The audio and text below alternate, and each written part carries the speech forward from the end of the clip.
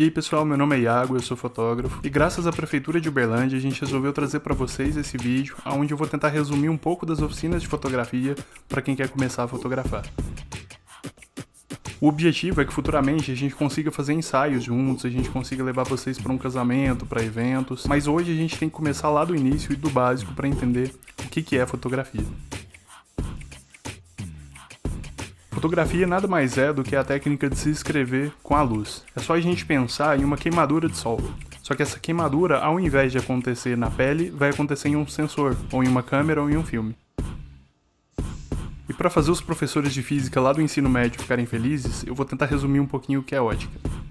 Para a gente enxergar um objeto ou uma pessoa, é preciso que a luz saia da fonte de luz, bata no objeto ou na pessoa e reflita no nosso olho. A gente pode substituir também o olho pela câmera e pronto. Essa fonte de luz pode ser qualquer uma, desde uma lâmpada até o sol.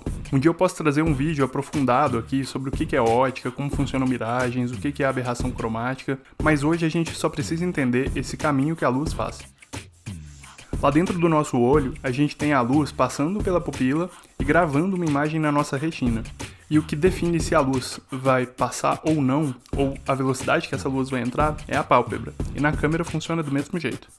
Uma cortina que abre e fecha quando a luz vai passar, um sensor para gravar essa imagem que passou, uma lente para manipular essa luz que entra na câmera e pronto. O conceito de câmera, chamada de câmera escura, está pronto. E esses três pilares são os principais para a gente entender a fotografia.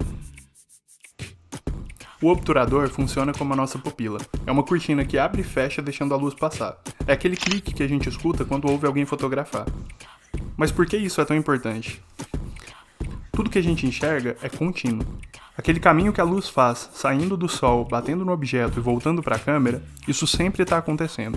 E se você movimentar esse objeto, vai chegar a informação de onde ele está e vai ficar borrado. É só a gente pensar como um carimbo. Se a gente bate o carimbo em uma folha de papel e tira, rápido, ele fica marcado. Mas se a gente esfrega isso ou movimenta, ele fica borrado. A mesma coisa acontece com o sensor da câmera. Por isso que a gente tem que definir a velocidade que ele fica aberto para conseguir congelar ou não o objeto. É por isso que uma filmagem são várias fotos e não uma câmera aberta o tempo todo. Se fosse aberto o tempo todo, a gente só ia enxergar um borrão e não ia ver nada. Para o nosso olho, tudo que é maior que 12 quadros, ou seja, mais de 12 fotos juntas, a gente enxerga como movimento. Então, uma câmera de filme, de um filme de cinema, alguma coisa assim, geralmente ela vai para 24, 48 quadros por segundo. Aí as pessoas preferem filmar muitas vezes em 60, 120, até 1000 quadros por segundo, porque te dá uma margem de manobra para poder colocar a câmera lenta, te dá mais opção para conseguir mexer. Então, se eu quero congelar um movimento, pode ser a chuva caindo, ou durante um evento eu fotografar um buquê, ou uma pessoa dançando, ou até um carro de Fórmula 1, eu preciso que esse obturador seja muito rápido. Por isso que é melhor também a gente deixar a câmera no manual. Se ela fica no automático, ela vai tentar entender o que está funcionando ali e vai jogar alguma configuração pré-determinada. Então, muitas vezes você quer esse borrão, igual esses exemplos que eu já fiz e adoro fazer, e a câmera vai entender que não é isso que é para fazer. Esse controle do obturador a gente vai encontrar na câmera com um número de fração. Ele pode ser 1/60, 1/25, 1/100, 1/8000, ou até mesmo 1 segundo, 5 segundos ou 20 segundos. Tem uma galera que vai fazer foto do céu, que eles costumam deixar a câmera tipo 20 segundos aberta e fazem 20 fotos. Depois junta tudo isso no Photoshop e fica bem foda. Mas é um baita trabalho, assim, a noite inteira pra fazer uma foto só. Algumas câmeras também tem um botão que chama Boob, que enquanto você ficar segurando ele, ele vai deixar o obturador aberto. Então você conseguiria fazer foto de 1 minuto, de 1 hora, mas particularmente eu nunca vi ninguém usar e eu só usei uma vez para testar, então fica aí a seu critério de aprender. Mas a gente entendendo que o tempo que o obturador fica aberto é a quantidade de luz que vai passar, a gente se depara com o seguinte dilema. Se eu faço uma foto muito rápida para congelar, o obturador vai ficar aberto muito rápido. Então vai entrar muito pouca luz e a foto pode ficar escura. E se eu deixar a câmera aberta muito tempo, vai entrar muita luz e a foto vai ficar muito estourada, muito clara. E para a gente fazer o controle disso, a gente entra no outro pilar, que é o tal do ISO. Lá no início da fotografia, a gente usava um papel sensível à luz para registrar o que a câmera estava vendo, e esse papel ficou conhecido como filme. E esse filme ele podia variar com o tipo de foto que você queria fazer. Então ele tinha uma denominação chamada ASA, que podia ser ASA 200, ASA 100 para fotos mais claras, ou ASA 800, ASA 1000 para lugares mais escuros. O filme ele é composto por grãos de haleto de prata, e quanto menor o grão, menos luz ele vai captar. Quanto maior o grão, mais luz ele vai receber.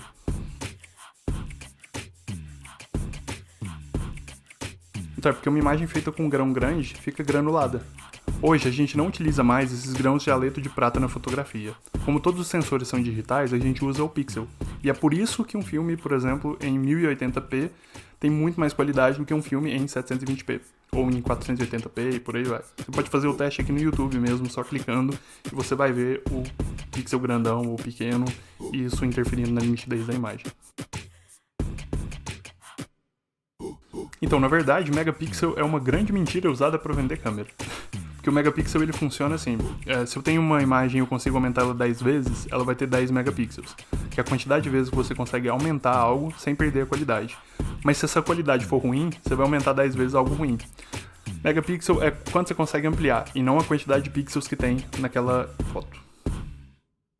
Tem inúmeros tipos de sensores no mercado, desde marcas com melhor qualidade para baixa luz, ou marcas que são especializadas em algum tipo de foto diferente. Mas por via de regra, se a foto está escura e você já mexeu em tudo que você devia mexer, sobe o ISO que tá tudo certo.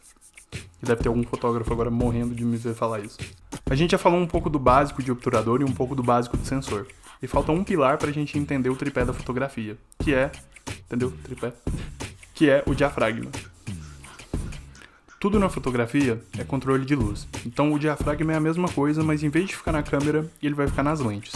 Então quanto mais aberto ele vai estar, mais luz vai entrar. Quanto mais fechado ele vai estar, menos luz vai entrar. Como o ISO pode interferir muito na qualidade da foto, a gente geralmente prefere deixar ele de coringa, como o último caso, e usar o diafragma e o obturador para controlar a quantidade de luz que entra.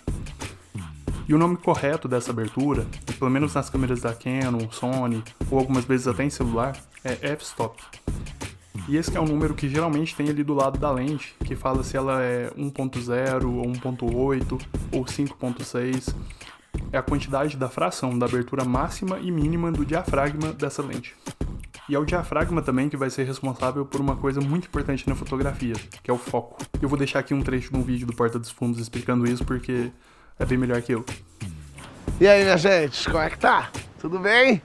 Tudo ótimo. Sou Deus e vim dar uma aulinha pra vocês aqui. Então a gente quer saber sobre foco, quer saber sobre essas coisas. Eu vou ensinar pra vocês um negocinho, uma coisa interessante, tá? Lembra que eu sou Deus, o que eu falar é verdade. Porque eu sou aquele que é. Mosca escrota, devia ter matado ela no início de tudo. Bom, tô em foco, né? Beleza, mas presta atenção. Ó meu dedo. Meu dedo tá em foco. Aqui tudo não tá mais nada em foco. Por que isso? Ó Deus, ó poderoso Deus. A gente chama isso de profundidade de campo. Quanto menos profundidade de campo... Olha aqui, ó. Tá vendo? Meu dedo em foco. Agora, se eu, num passo de mágica, fizer assim, ó. Olha aí, ó. Tudo focado igual. Tá vendo, ó? Meu dedo, minha cara, tudo. Porque tem mais profundidade de campo. Entendeu? Esse é o diafragma. O diafragma é que faz isso. Não é o diafragma da sua barriga, não, tá? É o diafragma, quanto mais aberto ele tiver, mais fora de foco tudo fica. Quanto mais fechadinho ele vai fechando, ó, mais focado ele vai sendo. Você pode fazer isso com a sua mão. Você faz assim, você vê tudo quando você vai fechando assim, ó, um pouquinho e deixa assim, você mesmo foca, porque o teu foco tá menor, ó. Entendeu isso? Bom, se não entendeu, vai ter que entender, porque eu sou Deus, eu falo, se não for verdade, vai passar a ser agora. E se você tem alguma dúvida ainda para entender como funciona o diafragma, é só lembrar de quem é míope. Quando a pessoa está com dificuldade de enxergar alguma coisa, ela fecha o olho. Então fica bem pequenininho e tudo fica focado. Se você abre muito, pouca coisa fica focada. Tem uma outra explicação também, que é sobre o círculo de confusão, que eu também vou deixar aqui um outro trecho do Porta dos Fundos explicando, porque também explica melhor que eu. E isso é uma coisa que pouco fotógrafo sabe. O raio de luz bate nesse ponto e é dividido em vários outros raios, que vão em direção ao diafragma e convergem novamente para projetar o mesmo ponto do objeto. Esse ponto é o menor círculo de confusão, é onde a imagem está mais focada. Mudando um pouco de assunto, é círculo porque o nosso buraco é um círculo. Mas se o nosso buraco tivesse uma forma de um quadrado, chamaria quadrado de confusão. Bom, beleza, voltando. Esse ponto é onde está o foco. Repare que o ângulo dos raios formam círculos de confusão cada vez maiores tanto para frente quanto para trás. Quanto maior o círculo de confusão, maior é o desfocado. Aqui o diafragma está bem fechado, nosso buraco é pequeno, e por isso a diferença de tamanho dos círculos de confusão é suave, gradativa. o que quer dizer que temos mais profundidade de campo, temos mais foco. Como o Fábio explicou antes, o dedo dele e seu rosto estão em foco porque o diafragma está fechado. Agora, se abrirmos o diafragma, o ângulo fica muito maior e a diferença entre os círculos de confusão é muito mais gritante e próxima. Aqui está focado, mas logo aqui não. Voltem lá e vocês vão ver o Fábio mostrando isso também. O dedo dele focado e o rosto dele completamente desfocado. Cada lente tem então um diafragma, uma abertura e uma distância que ela vai trabalhar. Você tem desde lentes olho de peixe ou lentes muito abertas, como a 12mm, 16mm, até lentes que são mais próximas do nosso olho, como a 35, 40, 50, e lentes que são teleobjetivas, que é para aproximar muito o que está lá no fundo. E é aqui que a fotografia fica cara, porque você tem lentes que vão custar desde R$500 até 25 mil. E aqui merece um vídeo específico sobre cada tipo de lente, porque é aqui que vai influenciar no que você vai trabalhar, qual a sua necessidade e qual o seu estilo de fotografia. E é justamente sobre o estilo que a gente entra agora no próximo pilar, que é a composição. Fotografia é uma linguagem, e assim como o português, ela tem algumas regras de concordância, algumas regras gramaticais que a gente pode seguir ou não, mas que vai facilitar o entendimento de outra pessoa. E de longe, a regra mais usada é a regra dos terços. Quando a gente pega uma câmera na primeira vez, a intuição é a gente tentar centralizar o objeto que a gente quer fotografar no meio da imagem. A regra dos terços, por exemplo, dita que a gente deve colocar o assunto da foto nos pontos de interseção das linhas. E como a gente lê aqui da direita para a esquerda, fica melhor, ou pelo menos parece mais normal, com todas as aspas possíveis, quando a gente coloca o assunto do lado direito, porque dá tempo da gente preencher a imagem com os olhos antes dela chegar no final. Não que você precisa sempre seguir isso, mas geralmente fica mais harmônico assim. E essas linhas também são usadas para ditar como você vai posicionar o céu ou a linha do horizonte. Se você quer dar mais ênfase no céu, você deixa mais espaço para o céu. Se você quer dar mais ênfase no solo, deixa mais espaço para o solo. E de novo, isso não significa que você sempre precisa usar, é só que é mais comumente usado. E uma outra regra também que eu gosto muito de usar é a sequência Fibonacci, que consiste em seguir essa espiral e colocar o assunto da foto, ou pelo menos o objeto de mais destaque, no centro da espiral. Eu não sei te falar se a foto fica mais bonita por usar a sequência Fibonacci, ou se a gente acostumou a ver a foto com sequência Fibonacci ou outras construções, e por isso a gente acha isso mais bonito e mais harmônico. Mas a regra existe e muita gente usa e tira proveito disso para ter fotos melhores. Uma outra regra também que é muito legal de olhar é a linha dos olhos. Olhar, entendeu? E principalmente a diferença de angulação que tem em fotos. Então, se você quer colocar algo com um aspecto de imponente, você fotografa de baixo para cima. Se você quer colocar um aspecto de submissão, você coloca de cima para baixo. Se você quer fotografar alguém em um aspecto de igualdade, você fotografa na linha dos olhos. É muito legal, inclusive, você começar a tentar fotografar pessoas e crianças e cachorros com a linha dos olhos.